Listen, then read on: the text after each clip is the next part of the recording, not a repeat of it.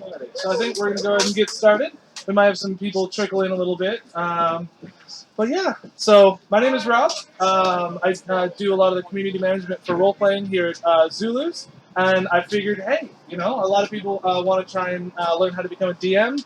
I'm going to try and help out with that as much as I can. As a raise of hand, how many of y'all have never DM'd before or run a game before? Got a handful. How many of you have only run 5 or less games? Awesome. Very cool. Well, it's good that y'all came out. It's good that you want to get started because it's a lot of fun. I'm going to go ahead and, you may have seen there's a little spiel at the top. I'll go ahead and give her a go. Hello and welcome to Zulu's Dungeons & Dragons Academy. This lesson will be on beginning as a dungeon master. Getting comfortable with running games takes time reading, but there's some helpful tips to get you started. And it will take a lot of time to get comfortable with it. I've been playing D&D now for about 17 years and running games for about 8. And I still a lot of times have players be like, hey, I want to do this thing. And I look at them like, why would you do that? Where's my rules? So yeah, we're going to be mainly focusing on running the story itself and being able to navigate the rules and feel sort of comfortable with them. So let's go ahead and dive right into it. So, overarching narrative, we're talking about the strategy of writing your story.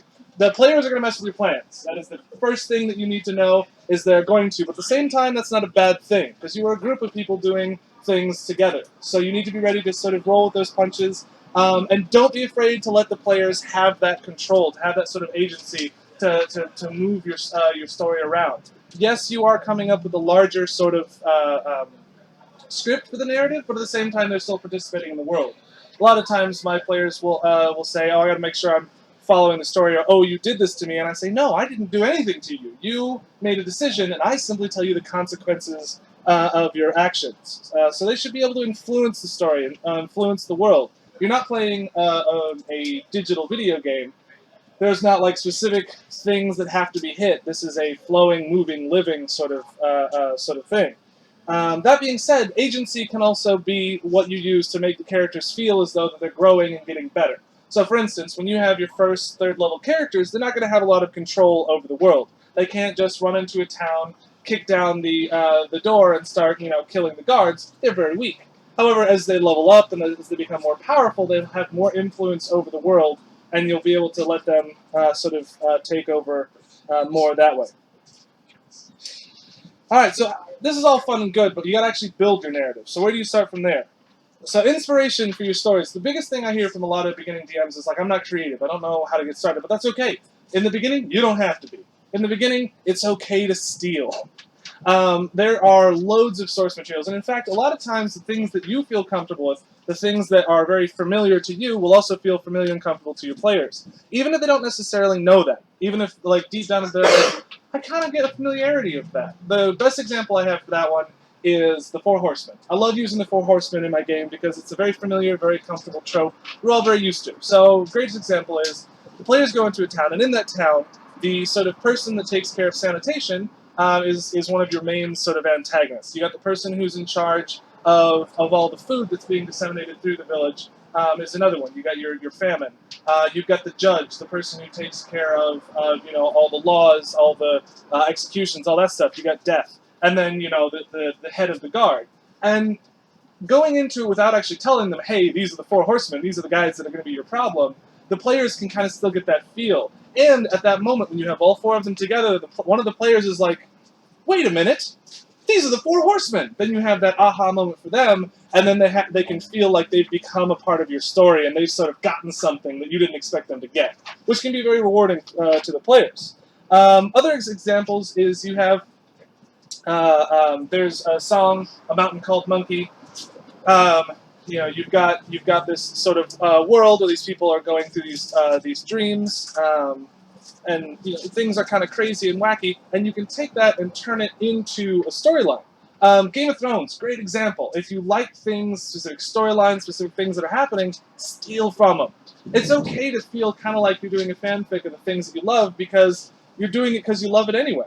That being said, you can modify a couple quick details. But I think it was something like there are only 23 different storylines in all of existence. Everything is just sort of reskinned and repurposed. Feel free to go nuts with that.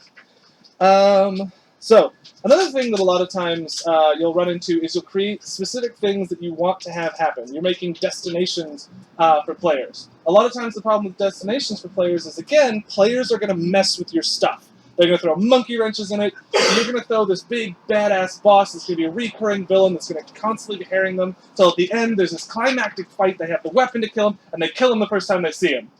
And you're like, well, shit, now what do? I've got this dead villain, and I've got no one to replace him.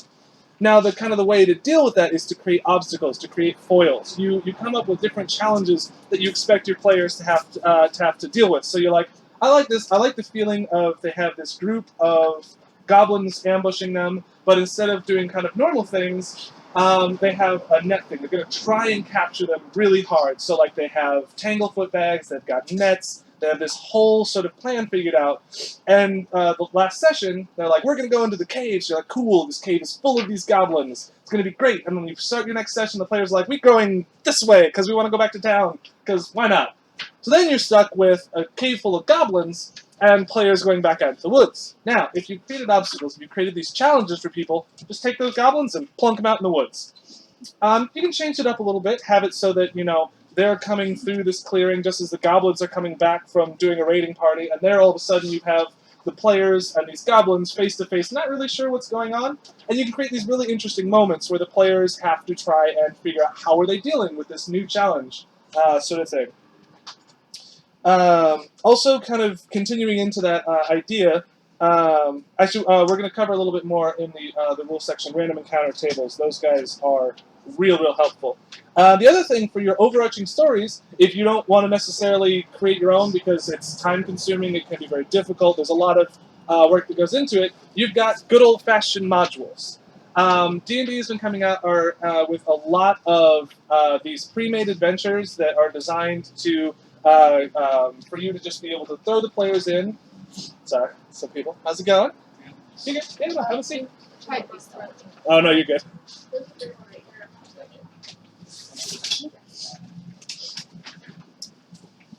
Welcome. Have you guys run games before? Yep. Awesome, perfect. So, modules. We're talking about stories and how to kind of deal with your players and dealing with this stuff. So the modules are great because they have this pre-built world for you. You don't have to worry about creating the plots. You don't have to worry about creating the dungeons. You don't have to worry about knowing what the NPCs are doing. You can just throw them in there and do the thing. The problem is you need to read the modules. Read them twice because there's a lot of information in there. They're very dense. They have a lot of things you need to sort of know about. And reading it once all the way through is really helpful. Being able to know what to expect, to be able to predict what's going to happen, it really helps you build that narrative for your players. Then, after you've read through it fully twice, before each session, go ahead and just flip through the couple pages they're going to be going through. You can have a general idea of where they're going to be at. Knowing, kind of, getting a better sense of the things makes it so that during the session you don't have to be flipping through the book trying to figure out, like, what's going on. Speaking of sessions, we're going to go into tactics. Session to session, the actual meat of it as you're on the ground doing things. Again, it comes back to that idea where you're going to have the players messing with your story. You got to roll those punches.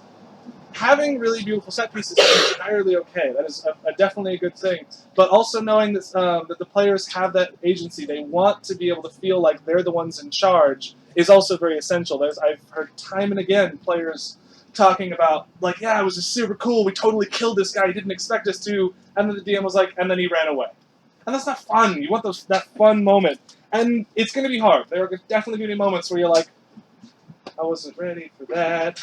And at times like that, you're like, hey guys, I'm going to take a quick break because you went and killed my NPC, so go ahead and get a drink, go to the bathroom. I'm going to look at my notes real fast, and we'll go ahead and get started again that way. Also, very important, when they do weird things, take notes. I have so many times had my characters be like, remember that one guy that we talked to, the bartender at the first town we ever went to? Let's go talk to him again. He sounded like he knew what was up. You were like, bartender? The hell was his name? Who was he? And so knowing those NPCs, any of those things that they interact with, is very essential. Oh yeah, we've never seen him before. Fireball. Giant storm. Another thing, it's not on here, but I'm going to go ahead and mention it. Actually, it kind of deals with these random encounter tables. There are a lot of really good resources for creating random sort of things. On the old DM screen, there is a list of backgrounds. What's also very convenient is backgrounds are broken down into 12s. Classes are broken down into 12s, and there's 12 races in the player's handbook.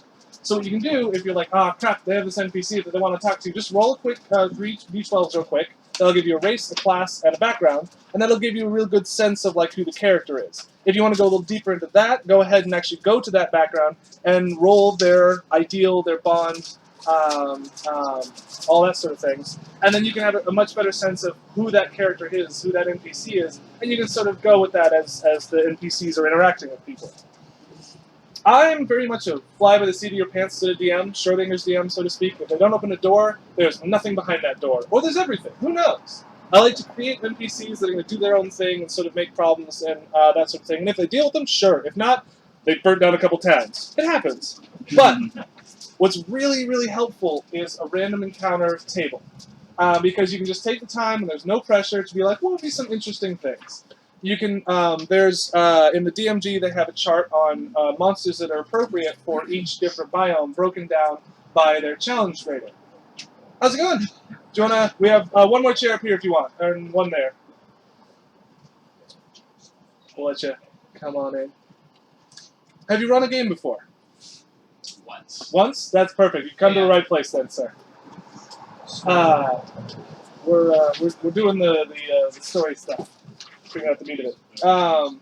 So random encounter tables are great because it'll allow you to have a good sense of what monsters they're going to be dealing with and that sort of thing. But also, not everything has to be an actual combat encounter. You can sometimes, that can be when you create those NPCs and be like, this is this guy that they might meet on the road as they're walking along. A great example is just having like 3 mercenaries and a chained up individual coming down the road in the opposite direction. It's not necessarily a combat encounter, but having those things that happen between point A and point B really adds life to your group, adds meat to that sort of thing. So the players have the sense that they're in this living world. This there's things to interact with, which is a lot of fun. Plus, it takes stress off your time. You can just have stuff pre-made. All right, so. That's the kind of the bullet points of working on story. Let's go ahead and hop over to rules, because unfortunately we do have rules in this game. So, first things first, the biggest problem and the most sort of daunting challenge is combat. Combat is the time where you're using your most rules. It is that moment where you're like, this is the players are in that challenge, their will they live kind of thing, and it always sucks when you have to slow down combat because you're not really sure what's going on. So, one of the biggest things that I found is really helpful is physical initiative counters. And actually, I'm going to grab some of these out of my box here. Here we go. So, you have just these little guys here. I had an enemy one in here somewhere. Not here. And you can hang those off your DM screen, or you can simply just have them kind of stand up. This is useful in a couple ways. One, it lets your players see where they are in initiative. A lot of times you'll have that thing where, like, who's next? What do I go? Especially with bards giving bardic inspiration. So being able to see, like, where everyone's at in the initiative order is really helpful. Plus, there's one less thing you have to worry about. Instead of having a list on your screen, your page, it's like, all right, who's next? You can be like, oh, Tadir's next. Plus, these are super nice. On the backs, you can put their passive perception and armor class. Other information depending on what game you're playing. But these are really helpful to be able to be like, all right, I've got a guy sneaking up, roll some thingies, I look at their numbers. So yeah, very, very helpful in combat. Where did you get those? Made them. And you can just take like note cards and things, fold them in half, and set them up as little tents. Yeah, one of my guys in my group is a graphic designer, so I got spoiled. All right. Another thing you can do is go to anywhere that they make laminated things and just make little laminated cards. Oh yeah, having them laminated is nice, so you can write on them. Laminated sheets, so you can make notes right there. Oh yeah. It has a magnetic thing too. Oh yeah. Yeah, there's a lot of interesting physical initiative things that you can do. Before combat, if you know that you're going to fight, have a quick glance over your monsters. A lot of times one of the things I'll run into, or NPCs, is I forget what they can do. And so halfway through combat, I realize, oh, this person is resistant to physical damage. They've done about half as much damage. And you have to make a decision, do I retcon it, or do I have it do it now, or do I just have this monster be a lot less challenging because its defenses have gone away. The fun thing is having players try to do things that don't necessarily fit exactly into the rules. A lot of times there will be rules, and if the player says, oh, I want to try to grapple this person or do this thing, be like, hey, cool, that's awesome. Go ahead and find that in the book for me real quick. I'm going to move on to this next player's turn. We'll come back to that in just a sec. It's okay to put that burden off yourself onto the other players. You're working with them. You're a group together in this sort of thing, so you don't have to always be the one that takes care of all the stuff. That way is also very true with spells, but we'll get to magic in a little bit. Now, that being said, there are some things that don't have rules, and sometimes you just got to kind of wing it. So, the basics on how to kind of wing it is, first things first, if you're doing, and this is again more for D&D, roll a d20, and then add a stat to it. You've got, especially 5th edition, is very focused on just using those 6 stats for basically everything you need. So roll a d20, add a stat to it, and then maybe if there's an appropriate skill to add to it, go ahead and do that as well. The next question is your difficulty class. How hard is it for them to do the thing that they're trying to do? The DM screens have a little chart on them that will say very easy is 5, easy is 10, moderate is 15, and then 20 is hard, and so on and so forth. And again, that's on there, so you don't always have to remember that. But you don't always have to have it necessarily be in a set of 5. Go ahead and mess with the numbers a little bit. If it seems difficult but not that difficult, make it like a 14 or a 13. If it seems hard but not impossible, make it like a 22 sort of thing. So you can play around with DCs. And it's okay sometimes if the DC is a bit easy for them or it's too hard for them. It's gonna change. It's all kinds of stuff. What also makes it easy is sometimes you'll need to have an NPC resist them. So you'll roll a d20 and add the NPC's appropriate stats to have them resist the player's roll, and then go from there. So, combat is interesting. It's really hard to keep the flow sometimes if you're having trouble with the rules, but going ahead and putting that burden onto the players is okay. It's entirely okay to do sometimes. However, sometimes you got rules hanging out with you outside of combat. They're a different way to do it. The rules should help drive the narrative. The rules should help with creating tense moments, for creating interesting things moving forward. Basically, if you're having them roll something, there should be a consequence to a success or a failure. A great example is if you have a lock that someone's trying to pick. The DC is stupidly high because it's a really well-made lock. But if the players can have infinite rolls and their skill is high enough that they might eventually make it, they'll just spend the time rolling again and again until they get it. And that's a very boring sort of scenario. So if there's a scenario where there's no consequence to failure, don't have them bother to roll. Just let them go ahead and succeed. On the other hand, if it is a tense moment and they need to get that lock open now, you have them make their roll, and if they fail, well, then the guards are coming. And then they might have, a time limit. You could roll, say, a d6 or a d4, like the guards are coming now, you have this many tries. And so using the rolls to create tension, to create those moments that are interesting and exciting, is really what you're using those rolls for. And again, don't worry about taking the time to be like, hey, give me a sec. You guys have asked me to do something really weird. I'm gonna look at these rules. Go ahead and you guys also see if you can help me find this rule and make it part of the group thing. First person to be able to find the rules gets a +1 bonus on whatever they're trying to do. The other thing is the index is your friend. A lot of the things that you're trying to do, if there are rules about it, they will be written in the index for it. And again, you might have to use some synonyms to try and figure out exactly what they mean. Pushing people or shoving or that sort of thing. It's all a little bit different. Finally, and this is again very D&D focused, especially 5th edition, magic. Magic is one of the most sort of daunting and scary things, but it's not that bad.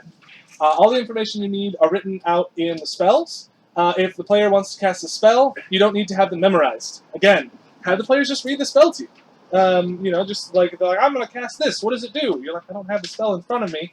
Read to me what's happening. What's going on? That being said, there are a handful of things that are kind of often the sticking points. So your spellcasting modifier, your spell attack modifier, and your spell save DC are all different things. Again, we're getting very 5th edition in this particular part. But they will be mentioned a lot, and they will be brought up a lot, and you have to be able to distinguish which one's which. Luckily, each class that casts spells, and this is true for all books, if someone does magic within their sort of area, it'll tell you how that magic works, and you can go there and read. A lot of times there will be subtle differences, especially in 5th edition. There's a lot of very small, subtle differences, so reading through very specifically ritual casting is a great example of some people can and some people can't, and spells known and all that sort of fun stuff. Let's see. D&D Beyond and the spell cards make spells a lot easier. Having physical, I have my spell card, it's right here, is really, really helpful. Oh yeah, another thing to remember, casting time and duration. They're very different things. And then DC means that the character rolls and spell attack, DC means that everyone not the caster rolls, your fireballs, your lightning bolts, that sort of thing. And your spell attack means the caster rolls. So fireball, common misconception, the caster does not roll for fireball, everyone else tries to jump out of the way. Oh yeah, also, if you at any point find a rule and you're like, I don't know what to do with this, that is entirely okay. Make a ruling, go with it, and then after the game's done, do a little research. Hop on the books, figure out what the rule actually was.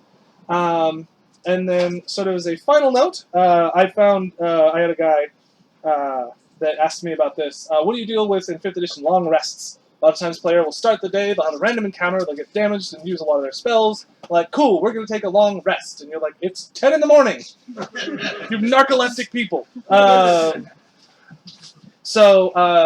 Generally, the kind of 3 best methods for that is, if you're in the dungeon, fill the dungeon with poisonous gas. Every hour they take a d6 points of damage. That means that a long rest is 8d6 points of damage. Not getting a lot of rest out of that. Another great example is to, every time they try to rest, random encounters. Someone comes to be like, hey, you trying to sleep there? What are you doing? Another really good one is money incentive for time. So, like, I will give you 100 gold if you get this from here to here in 3 days, but if you do it in 2 days, I'll give you 150 gold. So again, creating those incentives to sort of move people along. Yes, sir. Another thing I've seen is they're halfway through the dungeon.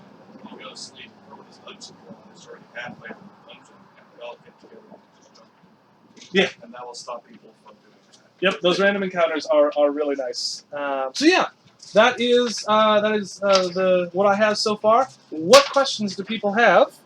Do you have any specific questions you would like to ask me? Yes, sir. How do you deal with spell? What is it called? Implement? No, not implements.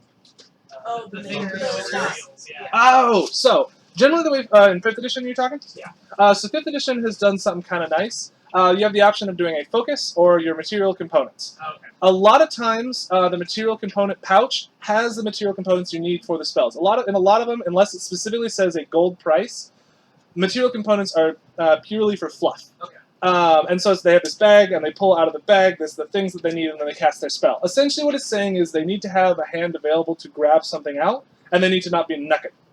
So it's like a 5,000 gold gem. Yeah. Then they do have to have the 5,000 gold gem. The great example of that is chromatic sphere. I think is a 50 gold something or other they have to have. So as long as they have their 50 gold thing, they can cast their spell. But as soon as they lose it, they don't have the juice to be able to do it. Okay. But yeah, the material components for the large part is fluff based. Because I have that problem too. I'm like, oh shit, I gotta make sure my character has, let's see, a piece of string, a feather, a bell, a this, or that. No, it's fine. As long as they have the spell component pouch, they're good. And also focuses are great for that, because you're like, I have this wand. It's all my material components. That's cool. Nah. So Speaking of that sort of stuff, money and magic items, and oh yeah.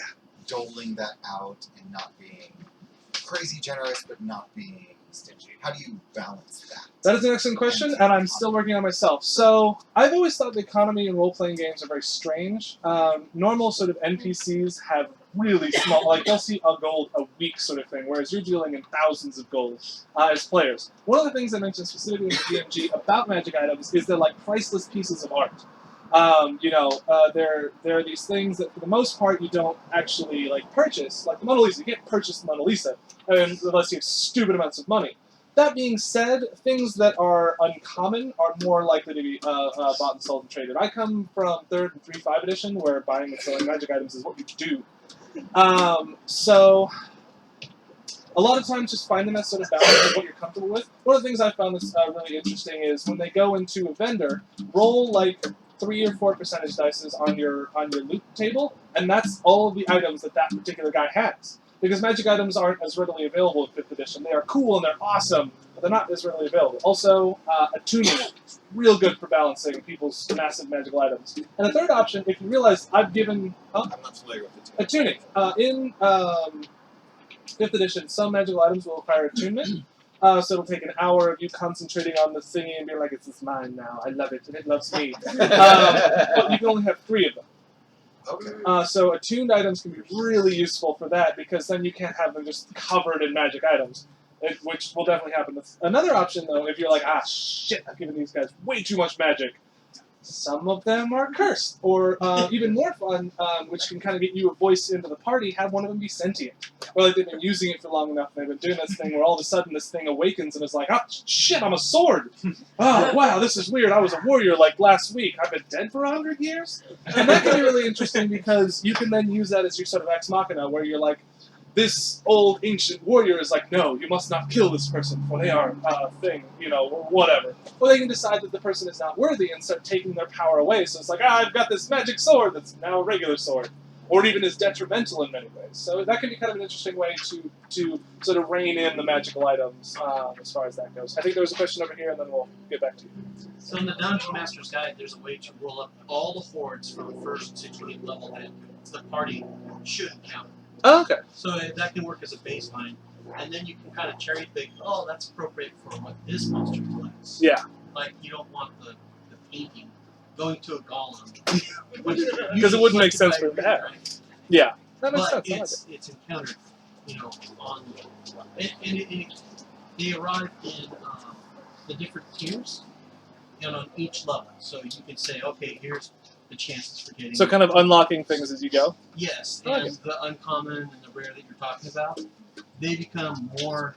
The odds become greater the higher the level. Yeah. Makes a lot of sense. I saw. Yes. And then we'll get just a sec. How do you handle between session activities? If your characters relax with what they're doing between like they're actually partaking in activities, like ways Yes. to accumulate additional gold or So that is an interesting sort of thing, because a lot of times, as you as a player, you will have that week-long gap or 2-week-long gap between sessions, and you kind of you as a player feel that gap in between them doing stuff. But as a character, a lot of times, it will literally go from, there is no time lapse. That's why a lot of times you end up having to write things down or roll for remembering things.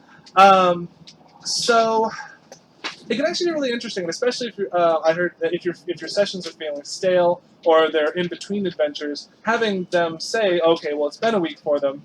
I think there's actually in either the Player's Handbook or the DMG, it talks a little bit about like out of work activity and how much money you get from that. Again, it comes back to that thing where doing normal tasks, crap money. Adventuring, loads of money. Like stupidly large amounts of money. It's weird. The economy in D&D has always befuddled me. And then also there are specific rules on how much gold, how much time it takes to make any of the magic items. Because your characters can make magic items, but it takes that time outside of the game to do it. So yeah. So I guess if you're trying to craft like a plate mail, it's Yeah. takes like months or something like that. Yeah. So you want that time to just like between their play sessions or like when they're not playing, is the time still counting? Or I would say the best way to do that is find places that is appropriate for the story. If there's not time-sensitive stuff, it's entirely okay to have your players take a month off and just spend that time, sort of and have your players describe. Okay, it's been a month while you've been making this armor. What do you do at night? And then you have all the rest of the players. You can ask them, well, like, what were you doing, sort of thing.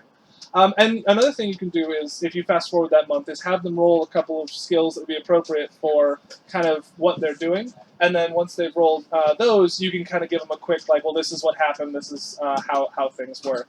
That's it. Yeah. So with making magic items as a DM, like Yes. creating like stats and stuff, Yeah. say you want a sword that it isn't in the DMG, Yeah, which feel free to make all kinds of stuff. but Remember, you got how do you balance it? That is an excellent question. I think, actually, I don't remember if there's much in the actual DMG on creating things. I think D&D Beyond has a section for creating items on good balancing, but for the most part, looking at other items is your best bet. There's a lot of interesting items and that sort of thing. The things to always keep in mind is it repeatable, and what the level of the sort of the spell is that you have. So, for instance, potions and scrolls are significantly cheaper because you use them once and then they're gone. Yeah. Whereas, so like a potion of invisibility costs you like 100, 150 gold or whatever, but a ring of invisibility is stupidly expensive because you can at any time, forever, go invisible.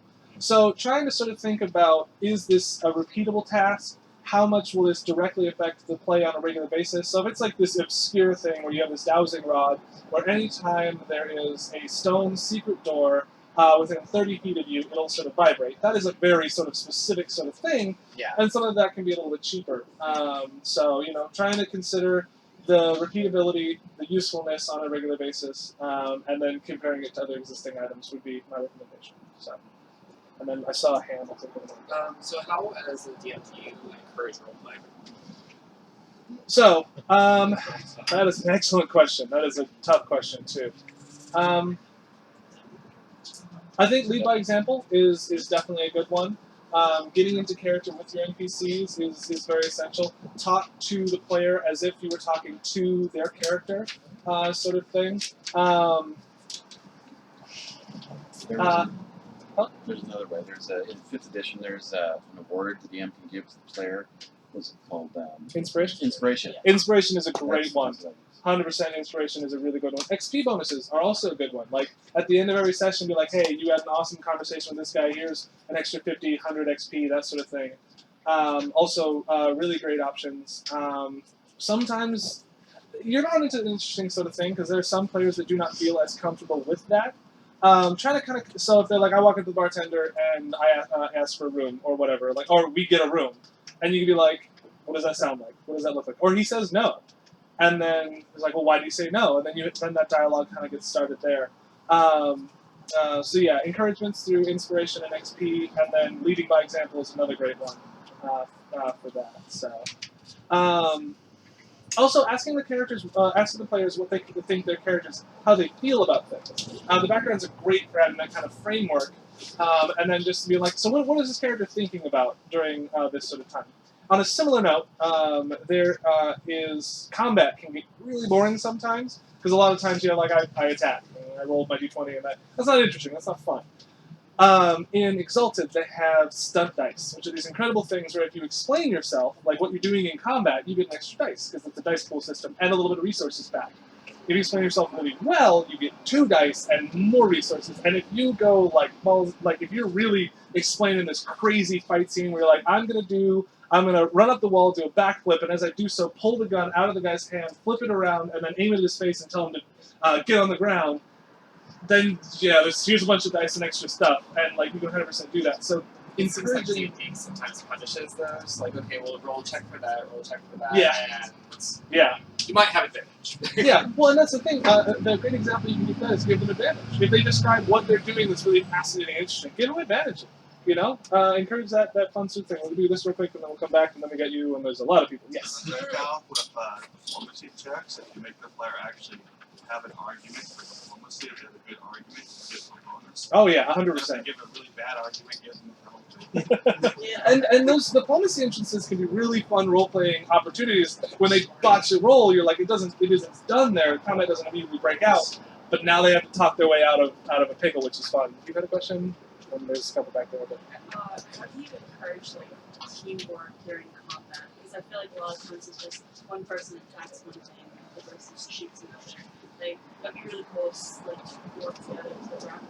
Yeah, no, 100%. So one of the things that was in 3rd edition and Pathfinder, that sort of thing, was the mechanic of flanking. When 2 players are on opposite sides of an enemy, you would get a small bonus.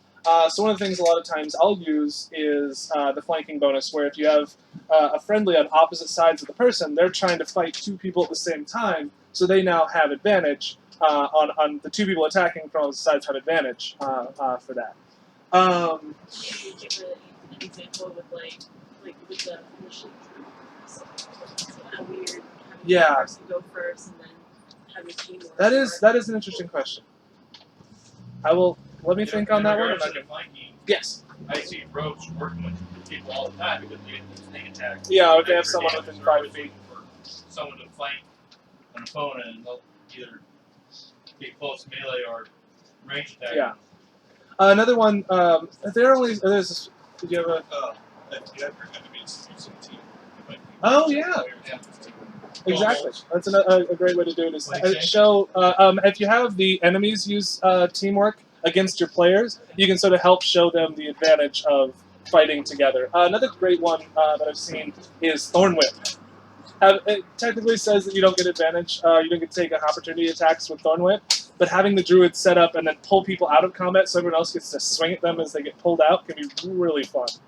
So, there's so many hands up. Yes. How do you balance natural 20s or natural 1s? Or like critical failures? So, nat 20s, the crits, they're great, they're fun, does loads of damage. It sucks, but it's a thing that happens.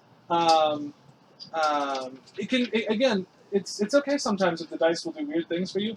Let that kind of narrative moment be kind of interesting and fun. If it kills your entire party, that gets a little harder, but at that point you just, they decided to capture you instead of kill you, and they're going to sell you out to slavery, and now you have to get out from being done. Ones are an entirely different monster. What I personally like to do is if you roll a 1, you roll again. If you roll 5 or less, you have overextended yourself, put yourself in a vulnerable position, and people get to take opportunity attacks against you. This works for both the players and the NPCs. It can be really rewarding for the NPC if you have the NPC go, oh no, and then everyone gets to just stab them in the mouth.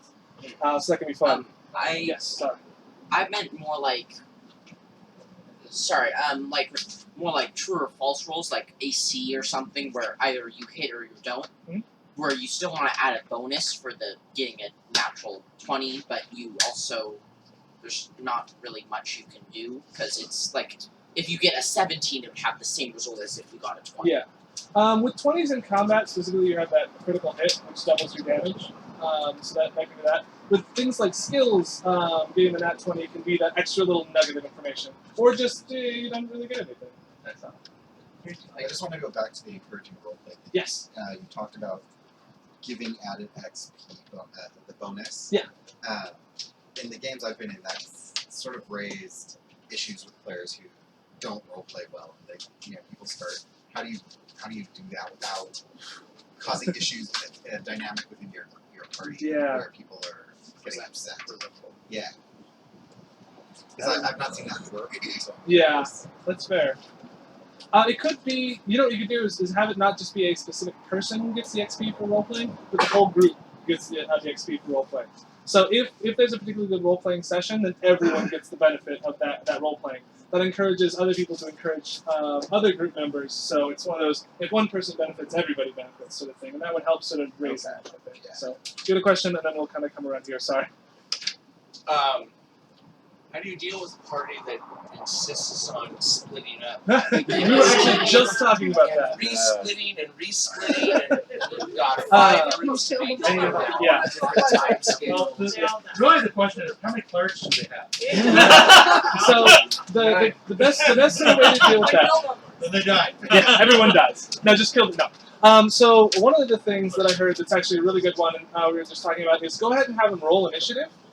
Set up their initiative train, and then so these 2 party members might be off in one place, and these 3 might be somewhere else. So this one's even in an entirely different place. But then go ahead and go through that initiative, and give them a little bit of time to be like, okay, this is what I'm doing it. This is how I'm doing it. And then you're like, cool, next person, Tavir, where are you at? And he's like, I'm doing this, I'm doing that thing.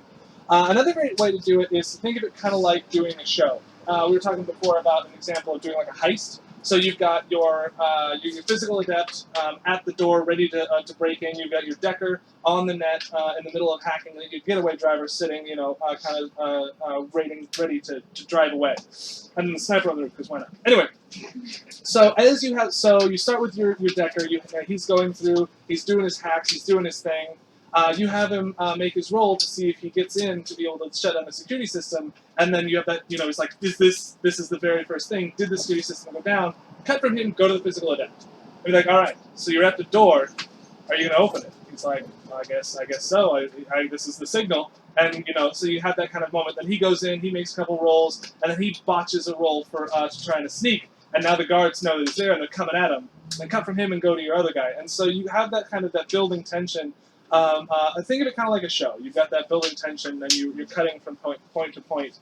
I think making sure that everyone gets sort of an equal amount of time is really essential, because it's really easy to be like, this is interesting and fun, let's keep focusing on this. But then you do need to make sure the other players are not whipping out their phones and surfing through Facebook, because that is not as much fun. So. And also, like, with, a lot of times, like, god patronage or something, where you connect them through some other way. So, like, the god says, oh no, so-and-so is in trouble.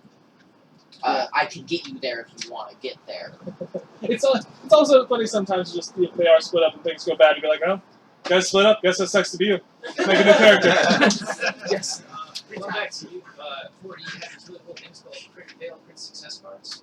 Oh, Where yeah! When you fail, it has like lingering effects.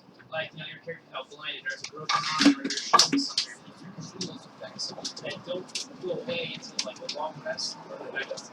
Yeah. Or it's Well, just wanted to say, this is a game. You are not having fun, and your player or any of the players are not 100%. having fun. Something is going wrong. Yeah.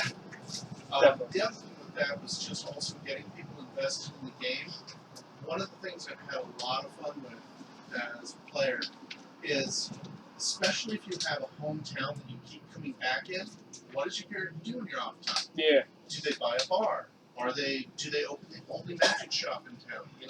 There's a whole bunch, a lot of things, and I also just find that gets both the characters working together, involved in their character, and start role playing with each other. Yeah. How do you balance kind of teamwork and then metagaming? That is a hell of a kind of big mouthful. Guilt. That is a hard one. I think some kind of trying to point out when they're maybe using information that their character wouldn't otherwise have. That's a tough one. That is a very tough one. Do you have an example of kind of the situation, or? player brings the monster. Actually, the best thing to do with that, change the monsters, and you can do that. As a DM, you have complete control over the entire world that you're in. And another great example is like a lot of the pre-built modules. There are like I've been watching a Dice Camera Action, and they went through Curse of Strahd. Now I'm playing in Curse of Strahd, really hard to not metagame, but at the same time, each DM is going to play a little bit differently. And feel free to be like, well, this particular version of a Stone Golem is in fact vulnerable to the thing that it's normally impervious to, and it's impervious to the thing that's normally vulnerable to because it was messed with by a weird wizard. Don't necessarily do it to be like vindictive to your players, but there is something to be said about that the kind of the fun of not knowing what it is you're fighting and having to discover it. Yeah, or simply reskinning a monster. So you're like, I have this sort of thing, and then you describe it to them, but that's not something that's in the monster manual at all. So you're like, I have, again, that stone golem, but instead what you've done is you're like, the very earth itself rises up and knits itself together into this being and begins stalking towards you. What do you do? And they're like, oh, clearly it's an earth elemental. I can expect this, this, and this. And you're like, that's not actually. It's a stone golem the whole time. So yeah. But at the same time, encouraging that kind of teamwork is definitely a good thing. So it is kind of hard sometimes. Just remember that your players can yell to each other at any time. It's a free action to yell. So if you need to have your player just be like, I'm going to sweep his legs, go for his whatever. Have them pick up a language that all of them have that is very unusual, like Avian or like Sylvan or something like that. Most people don't speak Sylvan, so they can yell to each other in that other language. And then Bob's your uncle. They're able to communicate that without metagaming. So we're going to get to you and then to you. We'll do a sec. Oh, give me advice on what to do with players. Start a new game. See, that's sort of the problem. D&D is a delightful system. I really enjoy the hell out of it. But getting to level 20 is a really interesting thing. I don't have as much experience with dealing with 20. Pathfinder has a great set of rules for Mythic. So you can adapt it, or you can make Mythic monsters, Mythic things. So Yeah.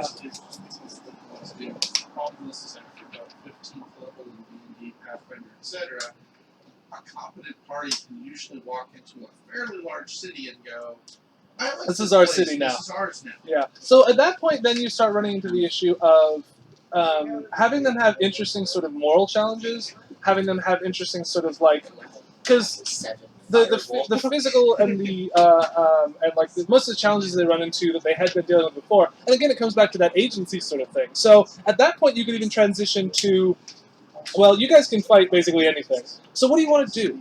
You have this town. You can build it and do anything with it. You're these unmitigated badasses. Like, what kind of village do you want to build? And then from there, you can have it become more of a thing where they're building this world and they're influencing things or that sort of thing. Unfortunately, it becomes a little bit more epilogue-y because, again, the systems struggle a bit with that higher levels there. So we'll get you first, and then we'll come back to you. To kind of answer what he just asked, there is a system Oh, for yeah. rewards past 20th. You Oh, actually okay. gain somewhat material possessions, but you start getting powers Oh, okay. that resemble like Godlike powers kind of thing. yeah, things you used to see in 3rd and 4th edition. Yeah, yeah. Where's the system? PMG. I just have Oh, okay. With the common language thing, I usually end up with a player that's telepathic. Yeah. So they're always, that's like the controller of the party. He's always telling people what to do or communicating the strategy. So if you could, so we got goodies, we got prizes. We're gonna go ahead and call it for now. I have everybody who is here will get 20% off all D&D merch. So congrats on that. Go ahead and grab one and pass it down. In addition, if you don't have a Dungeon Master's Guidebook, we have printouts of the D&D CM's information. And then I'll also be sending out emails to everyone for more information.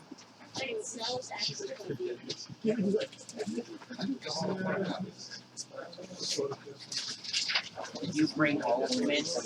I thought it would be more of an advantage, like they have 5 or 6.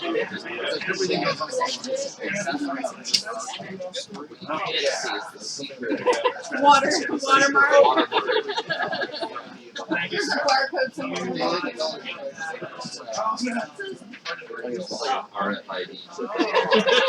Oh, also, Zulu's has a forum. If you go to their website, there's a little forum section there in the middle.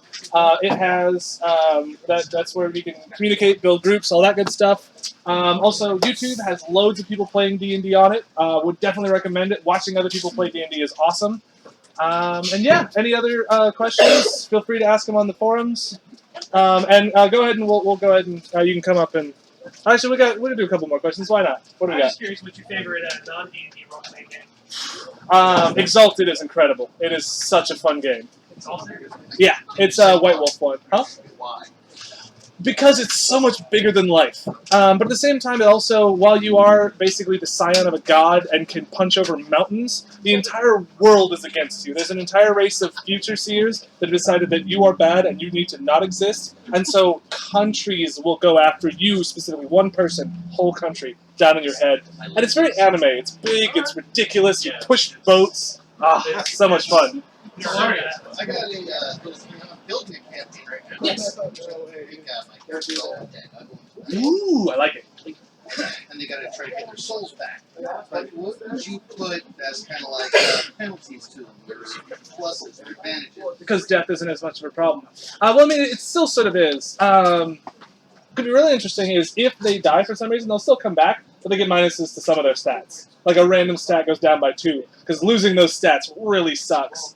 Well, the most obvious thing is everyone's going to hate them. Anytime they interact with any living person, they're going to assume they're bad people and try to kill them horribly.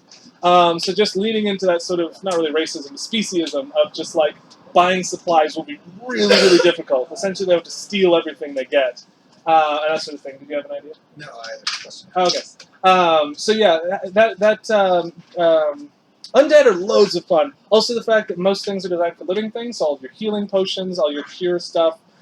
Clerics are basically built to kill them.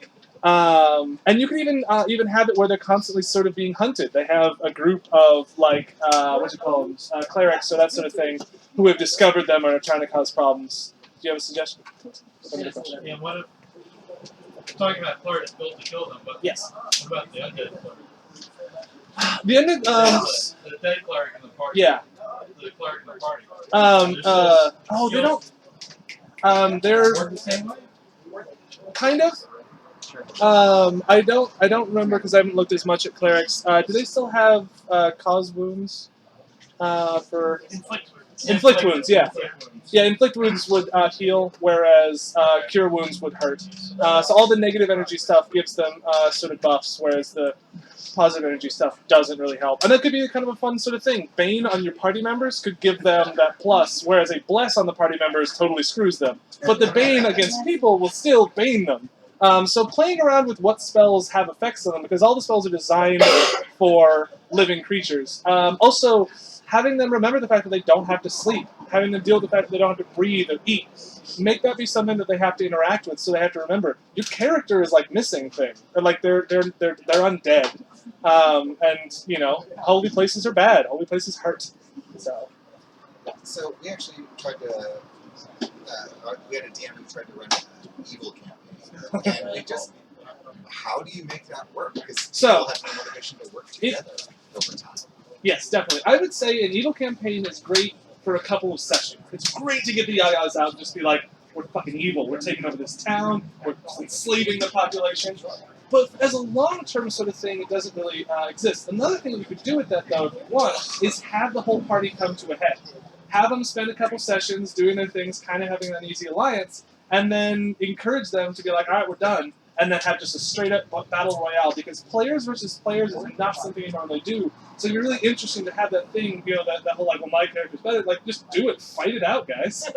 And so, yeah, I would say as a long-term thing, I think fully evil campaigns are really hard to maintain because unless you have a bunch of sociopaths, eventually people start being like, well, this is the third child I've killed this session. I kind of feel like a terrible person as a person. But at the same time, again, or even having it just like be a weekend thing. Show up at like 10, play for 8, 12 hours, and then just having that deadline of like you have 10 hours to be as evil as you can. And then we're going back to good guys, you crazy sons of bitches. And that can also be a good way. But I personally have not yet had success in having an evil campaign be able to be a long-term sort of thing. That being said, as a quick fun couple sessions, sure, go nuts. Especially we're coming up on Halloween. You could be the boogeyman for a couple sessions. That'd be good stuff. So. For evil campaign, for like Pathfinder, there's the Country of Chillax, which is like a devil worshipping empire right next to Mandarin, which is a democracy. You could have the evil players infiltrating like the neighboring good country, trying to destabilize the government, and therefore they have a common goal that they're stuck with together for. Oh yeah. And Also being since you're using devils a lot, they're all forces out of contract at the start of the game, so you can't betray each other. Okay. Then you have to work together. Geases and quests are also a great one. That's definitely a fun one. Fae is also the kind of evil area in Faerun, and I think they actually have in the Tales of the Young portal they have a Fae adventure. Like I thought I saw a hand up over. Hey, there we go. I like to remind the evil campaign that burning down an orphanage may be bad, but you can still be evil by extorting the orphans and not backstabbing their parties. It's the question between chaotic versus lawful versus neutral evil. What kind of terrible bastard are you? So I was in a campaign where it was an evil campaign in the fact that we were playing like evil races with kobolds and that. And one of the things we did, we went to a gathering. So there were festival games like gnome toss, toss the gnome against the wall, those kind of things. Like, instead of a greased pig, it was a greased halfling. You have a question? Yeah, I was wondering if Zulu could promote on Facebook, like site connections, things that DMs could find forums, Yeah, PDFs absolutely. or things, because I see the things in the books, like the initiative order and the monster description. Yeah. You just transfer the info on the combat sheet. But maybe there's things like 20 levels of a story thread, just a blank form type of thing. Yeah.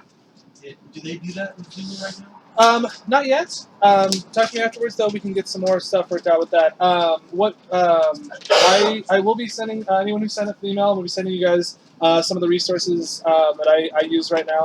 Some of like the D&D Beyonds, the Roll20s, that sort of thing, and then some of the other kind of stuff that I found so far. But yeah, no, definitely we could definitely talk about that. Plus, the Zulu's forums are really good for just being able to just have discussions on things that have worked, things that have not. So yeah, we got a hell of a D&D community here. So we can hop on there. We'll create some threads for information. And if you guys want to hop on and talk about what you like and what you don't. Speaking of which. If you are looking for more players, there are a handful of groups that are looking for players. Wednesdays is usually the day where we get together and play here. That being said, there's a lot of groups already. I really want to try and get like a schedule up, so like what days people are playing, what games, and that sort of thing, so we can get stuff going. But yeah. Any other specific questions that would be good for the group? One question on maps. And Yes. Like, how do you kind of balance like making levels simple versus like if you want to climb doors, freaking out? Yeah. So, so you said hunting for tiles. A lot of Theater of the Mind is a great one. So having one of the players actually have a like a piece of paper where he's drawing the rooms, so you can describe the rooms, and they'll draw it out. I also, if I got, you can get a picture frame, and then put a piece of grid paper inside it, so you have a piece of glass, and then your dry or wet erase marker, so you can do a smaller map. Because if you're not doing combat, you don't need the bigger grid maps. So like going from room to room to room, you can have that sort of drawing there, and then when you're actually doing combat, draw it on your big version there. So having a smaller map can be very helpful for them going through it. And again, let your players do it. Give a piece of paper to your players, and if they don't remember to write the map down correctly, well then they don't get out. They starve to death in the place. So yeah, that'd be my recommendation for that. All right, awesome. You guys have been incredible. Thank you so much for coming. There are plans for more classes like this. There was talk of doing some Starfinder stuff. And yeah, if there's any suggestions, feel free to throw it up on Zulu's or the forums. I will keep an eye on that. And probably next month there will be another sort of class. We'll see what that is. So thank you all very much for coming.